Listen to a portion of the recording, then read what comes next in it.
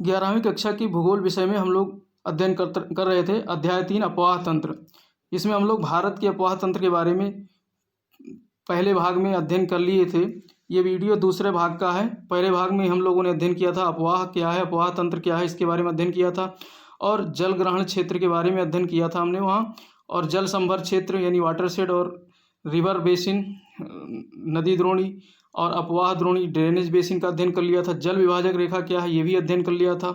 बारहमासी और अल्पकालिक नदियों के बारे में अध्ययन किया था। अपवाह क्षेत्र का वर्गीकरण किया था और भारत के मुख्य अपवाह प्रतिरूप जो बने उनका भी हम लोगों ने पहले भाग में अध्ययन कर लिया था। तो ये दूसरे भाग का वीडियो है। इसमें हम लोग अध्ययन करेंगे भारत में गंगा नदी के पहले भाग में, इस भाग में हम लोग सिंधु नदी तंत्र के अपवाह तंत्र का अध्ययन करेंगे। तो आप लोग पहले पार्ट को देखने के लिए डिस्क्रिप्शन बॉक्स में लिंक को जा कर के देखिए, उस लिंक से आपको मिल जाएगा पहला पार्ट। तो यहाँ पर हम लोग अध्ययन करेंगे भारत के अपवाह तंत्र। भारतीय अपवाह तंत्र में अनेक छोटी बड़ी नदियाँ शामिल हैं। ये 3 बड़ी भूआकृति इकाइयों की उद्विकास प्रक्रिया तथा वर्षण की प्रकृति एवं लक्षणों के परिणाम स्वरूप उत्पन्न हुई हैं। 3 भूआकृतिक इकाइयों के बारे में हम लोगों ने दूसरे अध्याय में अध्ययन किया है कि 3 भूआकृतिक इकाइयाँ कौन कौन सी है। एक तो आपका हिमालय पर्वत क्षेत्र है, दूसरा मैदानी क्षेत्र है और तीसरा आपका पठारी क्षेत्र है। तो ये 3 भूआकृतिक इकाइयाँ हैं। ये तीनों भूआकृतिक इकाइयाँ जो है और वर्षण की प्रकृति ये भारत में अपवाह तंत्र को प्रभावित करती हैं। तो आज हम लोग यहाँ पे हिमालयी अपवाह तंत्र के बारे में अध्ययन कर रहे हैं। हिमालयी अपवाह तंत्र भूगर्भिक इतिहास के एक लंबे दौर में विकसित हुआ। इसमें मुख्यतः गंगा, सिंधु और ब्रह्मपुत्र नदी द्रोणियाँ शामिल हैं। इसमें 3 मुख्य नदी द्रोणियाँ शामिल हैं, गंगा, सिंधु और ब्रह्मपुत्र। यहाँ की नदियाँ बारहमासी हैं। हमने समझा था बारहमासी नदियाँ क्या हैं, इसके बारे में हम लोगों ने फर्स्ट पार्ट में देखा था। क्योंकि ये बर्फ़ पिघलने व वर्षण दोनों पर निर्भर है। यहाँ के नदियों को जल बर्फ़ के पिघलने से और वर्षा दोनों से प्राप्त होती है। ये नदियाँ गहरे महाखड्डों से गुजरती हैं यानी गोर्जेस का निर्माण करती हैं। चूँकि यहाँ पर नदियाँ पहले से उद्गमित थी, बाद में हिमालय पर्वत का उत्थान हुआ तो बड़े बड़े गोर्ज नदियों ने काट करके हिमालय पर्वत को बड़े बड़े महाखड्डों का निर्माण किया, जो हिमालय के उत्थान के साथ साथ अपरदन क्रिया द्वारा निर्मित है। यानी हिमालय के उत्थान के साथ साथ इनका अपरदन हो रहा था। महाखड्डों के अतिरिक्त ये नदियाँ अपने पर्वतीय मार्ग में वी आकार की घाटियों, छिप्रिकाओं और जलप्रपात भी बनाती हैं। आप इसमें देख सकते हैं चित्र में ये किस तरीके से जो है महाखड्ड है। ये इस तरीके से इसको महाखड्ड कहते हैं। ये देखने में आई आकार की घाटी लगती है, इसको आई आकार की घाटी कहते हैं। देखें ये कितना ऊंचा, कितना नीचा है, कितना गहरा है। यहाँ पर ये रास्ता बनाया है आने जाने का, ये पुल आप देख सकते हैं। और जब इसी में नदियाँ जब क्षैतिज अपरदन नीचे इसका कटाव करती रहती हैं, ऊपर से इस तरीके से क्षैतिज अपरदन करती रहती हैं, तो ये कुछ इस तरीके से वी आकार की घाटी बन जाती है। और इसमें आप छिप्रिकाएँ देख सकते हैं। छिप्रिकाएँ ये क्या है, छोटे छोटे जलप्रपात है, छिप्रिकाएँ हैं। और ये जलप्रपात का चित्र है। इसमें जो है कठोर चट्टान और सॉफ्ट रॉक मिल करके जो है जब ऐसी संरचना पाई जाती है तो वहाँ पर कठोर चट्टान जो है नहीं कटता है अपेक्षाकृत, और मुलायम चट्टान ऐसे कट जाता है, तो इससे जलप्रपात की रचना होती है। तो यहाँ पर और जब ये मैदान में प्रवेश करती है तो निक्षेपणात्मक स्थलाकृतियाँ बनाती है। यानी कि पर्वतीय भागों में ये जो है कटाव करके जो अपना अपरदनात्मक आकृतियों का निर्माण करती हैं। तो छिप्रिकाएँ, जलप्रपात ये सब क्या हैं, अपरदनात्मक स्थलाकृतियाँ हैं। और मैदानी क्षेत्र में ये निक्षेपण वाली आकृतियाँ बनाती हैं, जैसे समतल घाटी, गोखुर झील, बाढ़कृत मैदान, गुम्फित वाहिकाएँ और नदी के मुहाने पर डेल्टा का निर्माण करती हैं। आप इस चित्र में देख सकते हैं किस तरीके से ये जो है ये आपका गोखुर झील है। पहले नदी कभी इस तरीके से बहती रही होगी ऐसे, और बाद में इसने इस क्षेत्र को काट करके ये वाला क्षेत्र जो है आप इसमें देख सकते हैं, एक सेकंड, बाद में ये नदी इसको ऐसे काट करके और ये क्षेत्र छोड़ दिया, छाड़न झील कह सकते हैं। और इसका आकार बिल्कुल गाय के खुर के समान है, इसीलिए इसको क्या कहते हैं, गोखुर झील या छाड़न झील भी कहते हैं। यहाँ पानी भर गया है तो ये गोखुर झील का निर्माण हो गया। अब नदी इस तरीके से सीधे बहने लगी है तो गोखुर झील का निर्माण करती है। और बाढ़ का मैदान भी मैदानी क्षेत्रों में निर्मित होता है। यहाँ पर समतल भागों में इस तरीके से पानी नदी घाटी से बाहर फैल जाता है बाढ़ के समय, और फिर वापस दोबारा जब बाढ़ सिमटता है तो घाटी के किनारे किनारे इस तरीके से ये लेवीज का निर्माण हो जाता है, तटबंध का निर्माण हो जाता है। और पानी, नदी का पानी इसमें बहने लगता है और बाहर जो फैले हुए मलबा है, यहाँ पर एक मैदान का, चौरस मैदान का निर्माण हो जाता है और ये उपजाऊ मैदान होता है। तो यहाँ पर जो है मैदान बन जाता है, जो इसे बाढ़कृत मैदान कहते हैं। और इसी प्रकार से ये गुम्फित नदी है। गुम्फित नदी का मतलब होता है, नदी जब ज़्यादा लोड लेकर चलती है, इस तरीके से नदी ये बह रही है, नदी जब ज़्यादा लोड लेकर चलती है तो रास्ते में वो ऐसे निक्षेपण करने लगती है। इसमें आप डॉट डॉट में इसमें देख सकते हैं, नदी ने निक्षेपण कार्य किया है। तो निक्षेपण कार्य करने के कारण जो है अब ये नदियाँ अपने कई रास्तों में विभाजित हो जाती हैं, कई जो है इनके प्रवाह क्षेत्र तमाम विखंडित हो जाते हैं छोटे छोटे। तो इस तरीके से ये गुम्फित यानी कि उलझ जाती हैं नदियाँ यहाँ पर, तो इसे गुम्फित नदी का विकास होता है। और जब समुद्र क्षेत्र में या किसी झील क्षेत्र में नदी प्रवेश करती है तो इस तरीके से ये डेल्टा का निर्माण करती है। तो ये आप देख सकते हैं मैदानी क्षेत्रों में जो है किस तरीके से नदियाँ निक्षेपण वाली आकृतियों का निर्माण करती है। हिमालय क्षेत्र में नदियों का रास्ता टेढ़ा मेढ़ा है, परंतु मैदानी क्षेत्र में इनमें सर्पाकार मार्ग में बहने की प्रवृत्ति पाई जाती है। सर्पाकार मार्ग जो अभी हमने देखा था कि इस तरीके से ये बहती हैं और अपना रास्ता बदलती रहती हैं। कोसी नदी, जिसे बिहार का शोक कहा जाता है, कोसी नदी को क्या कहा जाता है? बिहार का शोक। अपना मार्ग बदलने के लिए कुख्यात रही है, बहुत मार्ग बदलती है। नदी ऐसे चल रही है मैदान में, ऐसे ऐसे चलेगी, तभी तो ये गोखुर झील का निर्माण करती है। नदी सीधे ऐसे चली जाएगी और इसमें जल भरा रह जाएगा तो ये गोखुर झील बन जाएगा।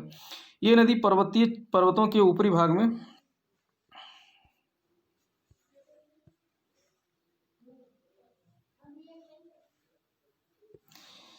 ये नदी पर्वतों के ऊपरी भाग क्षेत्र में भारी मात्रा में अवसाद लाकर मैदानी भाग में जमा करती हैं।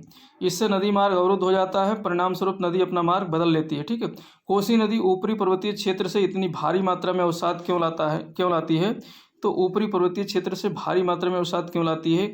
कि आप सोचते हैं कि सामान्यतः नदियों में और विशेष तौर पर कोसी नदी में जल का बहाव व मात्रा एक समान रहती है या घटती बढ़ती रहती है? नदी में कब जल की मात्रा अत्यधिक होती है? बाढ़ के सकारात्मक व नकारात्मक प्रभाव क्या है? तो ये मतलब सकारात्मक प्रभाव बाढ़ के ये होंगे कि जो उससे नई मृदा का निर्माण होगा, और नकारात्मक तो जानते ही बहुत ज़्यादा लॉसेज होती हैं, ह्यूमन लॉसेज होती है, वेल्थ का लॉस होता है।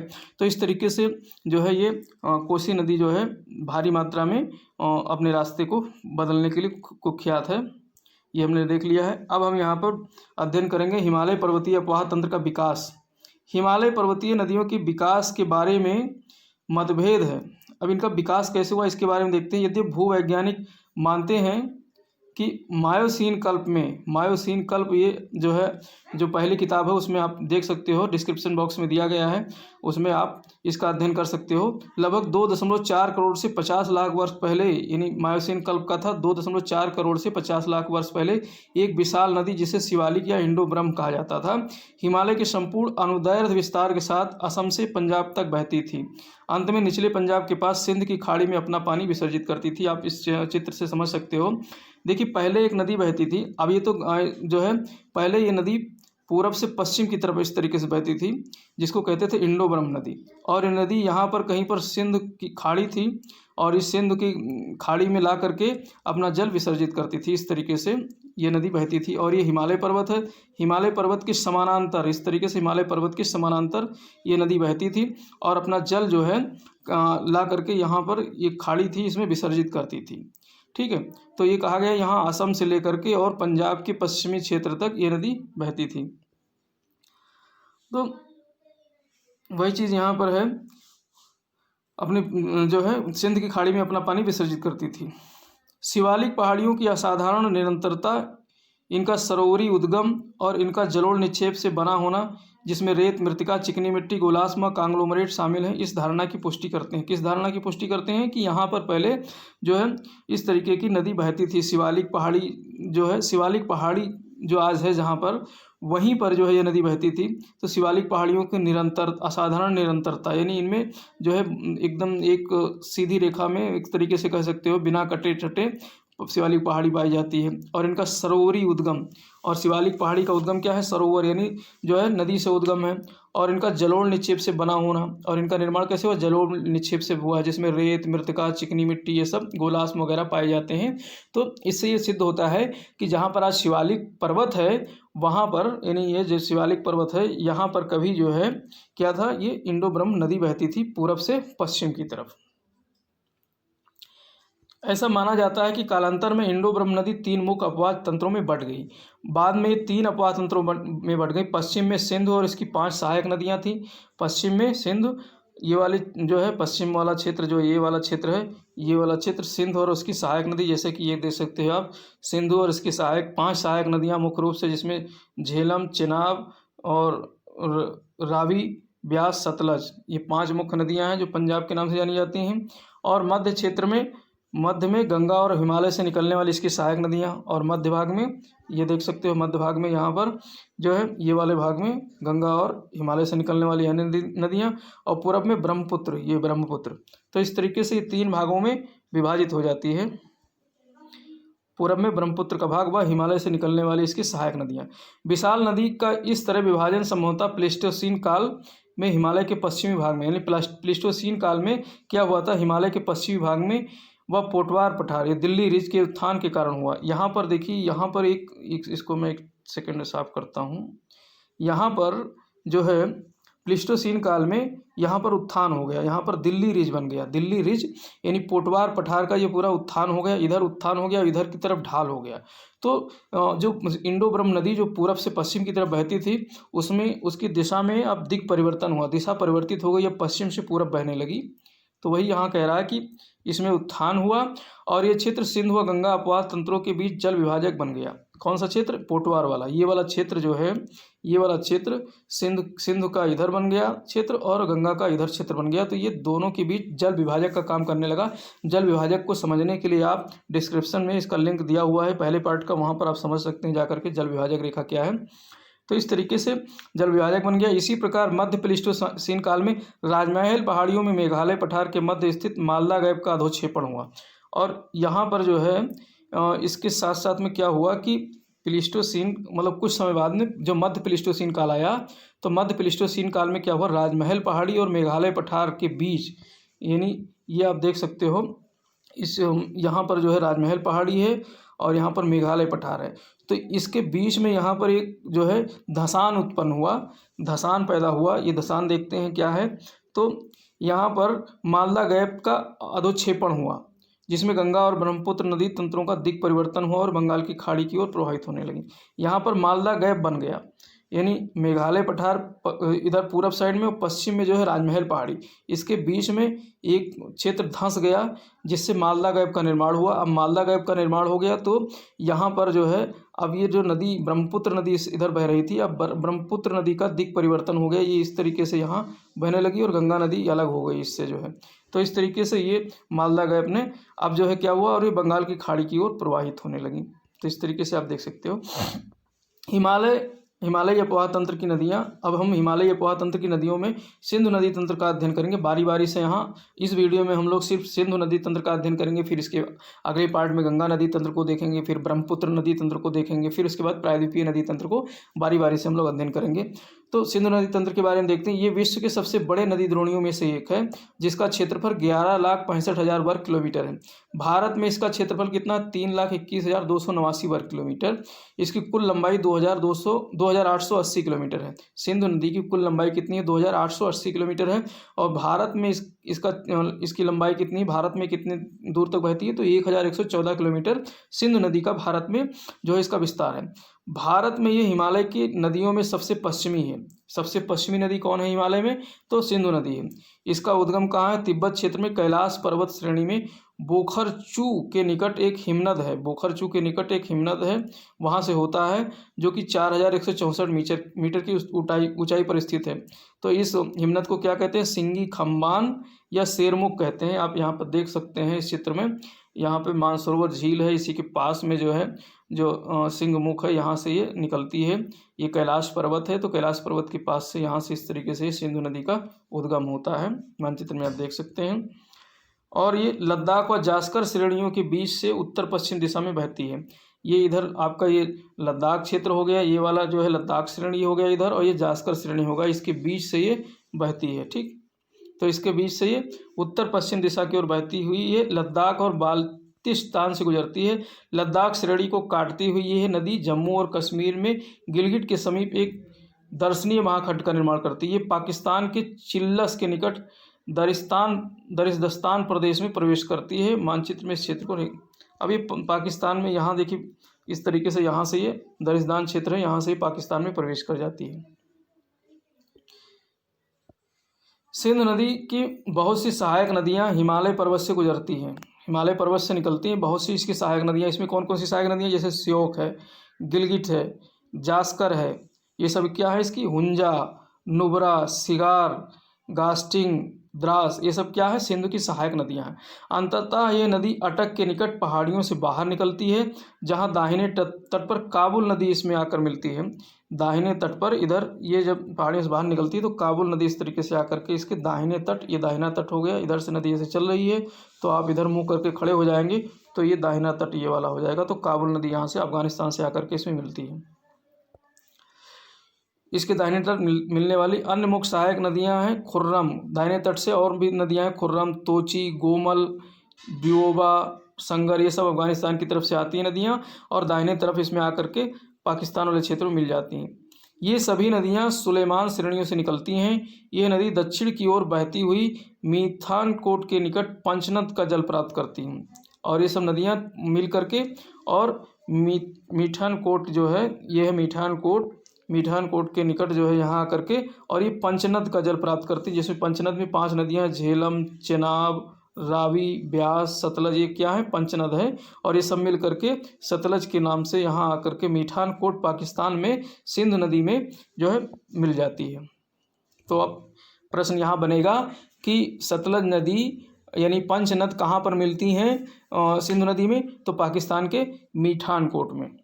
और ये पंचनद कौन कौन से हैं, पंजाब की 5 मुख्य नदियां हैं, जिसमें सतलज, ब्यास, रावी, चेनाब, झेलम, ये सब हैं। अंत में सिंधु नदी कराची के पूर्व में अरब सागर में जा गिरती हैं। भारत में सिंधु जम्मू कश्मीर राज्य में बहती है, भारत में सिंधु नदी जम्मू कश्मीर राज्य में बहती है, ये हमने चित्र देख लिया है। अब इसकी सहायक नदियों की बात करें तो झेलम नदी की बात करते हैं। झेलम नदी जो सिंधु की महत्वपूर्ण सहायक नदी है, कश्मीर घाटी के दक्षिण पूर्वी भाग में पीर पंजाल गिरपिद में स्थित बेरीनाग झरने से निकलती है। तो झेलम नदी कहाँ से निकलती है, ये देखते हैं हम लोग यहाँ पर इसको साफ करके। तो ये है आपका जो है झेलम नदी। झेलम नदी यहाँ से निकलती है बेरीनाग से निकलती है झेलम नदी और इस तरीके से ये बहते हुए और यहाँ चेनाब में मिल जाती है इस तरीके से। और तो ये बेरीनाग झरने से निकलती, पाकिस्तान में प्रवेश करने से पहले ये नदी श्रीनगर और वूलर झील से बहते हुए एक तंग गहरे महाखंड से गुजरती है। तो श्रीनगर से कौन सी नदी बहती है, तो झेलम नदी। और वूलर झील का निर्माण कौन सी नदी करती है, तो वूलर लेक का निर्माण भी झेलम करती है। ये है वूलर लेक, तो वूलर लेक का निर्माण भी झेलम नदी करती है। गहरे महाखंड से बहती, पाकिस्तान में झग के निकट चेनाब नदी से मिलती है। और कहाँ मिल जाती है, पाकिस्तान में झग के पास में चेनाब नदी में मिल जाती है झेलम नदी। ठीक, यहाँ पे ये झेलम नदी आकर के और ये चेनाब में यहाँ मिल जाती है, यहाँ पर चेनाब से। अब चेनाब की बात करें, एक सेकंड इसका कलर बदल लेते हैं। चेनाब की बात करते हैं। चेनाब सिंध की सबसे बड़ी सहायक नदी है। चेनाब क्या है, सिंधु की सबसे बड़ी। अब प्रश्न यहाँ बनेगा सिंधु की सबसे बड़ी सहायक नदी कौन है, तो चेनाब है। बहुत लोग कंफ्यूजन में सतलज लगा देंगे, तो सतलज नहीं है, चेनाब नदी है सिंधु की सबसे बड़ी सहायक नदी। ये चंद्रा और भागा 2 सरिताओं के मिलने से बनती है। अब चंद्रा और भागा सरिता किससे संबंधित है, तो चेनाब से संबंधित है। तो ये सरिताएं हिमाचल प्रदेश में केलांग के निकट तांडी में आपस में मिलती हैं। कौन सी, चंद्रभागा हिमाचल प्रदेश में तांडी के पास जो है मिलती हैं और इसे चंद्रभागा के नाम से जाना जाता है। किसको, चेनाब को चंद्रभागा नदी भी कहते हैं हिमाचल प्रदेश में। पाकिस्तान में प्रवेश करने से पहले ये नदी 1180 किलोमीटर बहती है, यानी ये नदी 1180 किलोमीटर इसका प्रवाह है चेनाब का भारत में, इसीलिए सबसे बड़ी सहायक नदी है किसकी, सिंधु नदी। अब दूसरी रावी नदी की अगर बात करें, इसका भी हम लोग यहाँ पर रावी नदी की बात करते हैं। तो रावी नदी सिंध की एक अन्य महत्वपूर्ण सहायक नदी है। ये हिमाचल प्रदेश की कुल्लू पहाड़ियों के में रोहतांग दर्रे के पश्चिम से निकलती है। रावी नदी जो है ये रोहतांग दर्रे से निकलती है, ये है रावी नदी और यहाँ पर रोहतांग दर्रा है, यहाँ से ये निकलती है और चेनाब में जा कर के मिल जाती है। तो ये और राज्य की चंबा घाटी में बहती है और ये हिमाचल प्रदेश राज्य की चंबा घाटी में बहती है। तो चंबा घाटी में कौन सी नदी बहती है, तो ये रावी नदी बहती। पाकिस्तान में प्रवेश करने व सराय सिंध के निकट चेनाब नदी में मिलने से पहले ये नदी पीर पंजाल के दक्षिण पूर्वी भाग व धौलाधर के बीच प्रदेश में प्रवाहित होती है। तो धौलाधर और पीर पंजाल के बीच कौन सी नदी प्रवाहित होती है? तो रावी नदी प्रवाहित होती है और ये चेनाब में जाकर मिल जाती है। अगले नदी की अगर हम बात करें तो अगला नदी हमारा है कौन सा? ब्यास। तो ब्यास की बात करते हैं। ये सिंध की अन्य महत्वपूर्ण सहायक नदी है जो समुद्र तल से 4000 मीटर की ऊंचाई पर रोहतांग दर्रे के निकट ब्यास कुंड से निकलती है। तो ये ब्यास कुंड से निकलती है। कहाँ पर? रोहतांग दर्रे के निकट ब्यास कुंड से निकलती है। यहाँ पर यह है ब्यास नदी, छोटी सी नदी है, ये देख सकते हैं आप। ब्यास नदी छोटी सी नदी है ब्यास नदी, ये रोहतांग दर्रे से निकलती है, ब्यास कुंड से निकलती है। ये नदी कुल्लू घाटी से गुजरती है और धौलाधर श्रेणी में काती और लारगो में महाखड्ड का निर्माण करती है। काती और धौलाधर में काती और लारगो महाखड्ड का निर्माण करती है। कौन? ब्यास नदी। ये पंजाब के मैदान में प्रवेश करती है जहां हरिके के पास सतलज नदी में मिल जाती है। तो पंजाब में हरिके के पास ये सतलज नदी में मिल जाती है। और जो मुख्य इसकी एक अन्य सहायक नदी है जो सतलज नदी है, यही सब नदियों को ले करके, सब नदियों का जल ले जा करके और प्रत्यक्ष रूप से सतलज नदी ही मिलती है सिंधु नदी में। तो तिब्बत से ये 4555 मीटर की ऊंचाई पर मानसरोवर के निकट राक्षस ताल से निकलती है। आप जैसा कि इसमें देख सकते हैं, ये यहाँ से निकल रही राक्षस ताल से, इस तरीके से ये सतलज नदी है। ठीक है, तो ये यहाँ से निकलती है और जहाँ इसे लाकचेन खम्बाब के नाम से जाना जाता है। तो लाकचेन खम्बाब किसको कहते हैं? सतलज नदी को कहते हैं। कहाँ? तिब्बत में। भारत में प्रवेश करने से पहले यह लगभग 400 किलोमीटर तक सिंधु नदी के समानांतर बहती है और रोपड़ में एक महाखड्ड से निकलती है।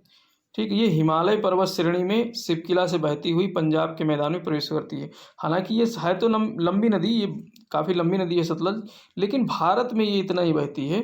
भारत में इसका जो है प्रवाह क्षेत्र कम है, तो इसीलिए जो है इसका ये सबसे लंबी नदी नहीं है भारत में। सिंध की सहायक नदियों में हमने देखा झेलम सबसे लंबी नदी है, वो चेनाब सबसे लंबी सहायक नदी है जो भारत में इसका प्रवाह लेंथ जाता है। ये एक अत्यंत महत्वपूर्ण सहायक नदी है क्योंकि ये भाखड़ा नांगल परियोजना के नहर तंत्र का पोषण करती है और ये भाखड़ा नांगल परियोजना जो है इसी पर स्थित है, इसीलिए ये बहुत महत्वपूर्ण नदी है। तो इस तरीके से हम लोगों ने यहाँ पर जो है सिंधु नदी और इसकी सहायक नदी तंत्र का बहुत अच्छी तरीके से मानचित्र के माध्यम से अध्ययन किया है।